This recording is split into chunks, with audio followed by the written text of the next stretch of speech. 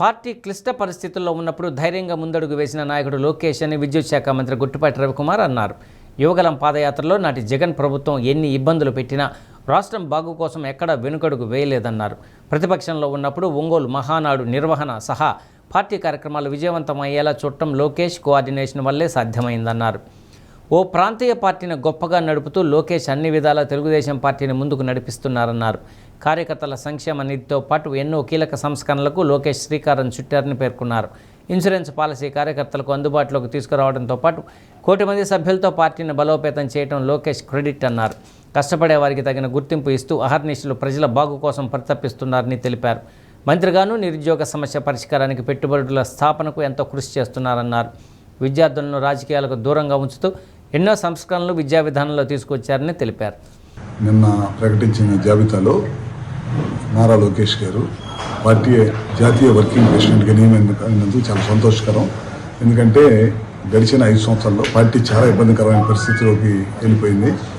ఆ టైంలో నేనున్నానని చెప్పి కార్యకర్తలకు భరోసా ఇచ్చి ముందుకు వచ్చి పాదయాత్ర చేయటమే కాకుండా ఆ రోజుల్లో ఎన్ని ఇబ్బందులు పెట్టినా సరే ఆ రోజు అధికారంలో ఉన్న జగన్మోహన్ రెడ్డి పాదయాత్ర జరగకూడదని అడుగడుగున ఇబ్బందులు పెట్టాడు. ఎక్కడ కూడా ఎనదిరగకుండా దిగ్జయంగా 3 కిలోమీటర్ల పైన పాదయాత్ర చేస్తూ ప్రతి కార్యకర్తని ప్రతి గ్రామంలో టౌన్స్లో అన్ని చోట్ల తిరుగుతా ప్రతి కార్యకర్తని మనోధైర్యాన్ని నింపి మన పార్టీని మళ్ళీ అధికారంలో తీసుకొచ్చిన దానికి చాలా కీలకంగా వ్యవహరించడం జరిగింది.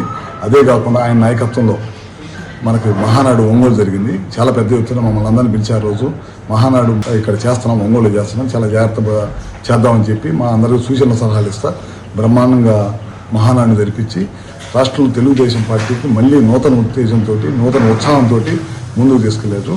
అదే కాకుండా ఇవాళ ప్రభుత్వ పాఠశాల విద్యార్థులకి అందరూ కూడా బ్రహ్మాండమైన విద్య అందించాలనే ఉద్దేశంతో ఇవాళ 16,000 మంది టీచర్లను నియమించడంలో కానీ ఎక్కడ కూడా విద్యార్థులకి పార్టీ గుర్తులు ఉండకూడదు, మన చదువు మాత్రమే వాళ్ళకి చెప్పాలి, స్కూల్స్లో పార్టీ సిద్ధాంతాలు ఉండకూడదు అనే ఉద్దేశంతో వాళ్ళకి ఇచ్చే యూనిఫామ్ కానీ బ్యాగులు కానీ బెల్ట్లు కానీ నాణ్యమైన ఇచ్చుకుంటూ ఎక్కడ కూడా ఆయన ముద్ర కానీ పార్టీ ముద్ర కానీ లేకుండా ఇటువంటి దేశ చరిత్రలో ఎక్కడ కూడా జరగలేదు.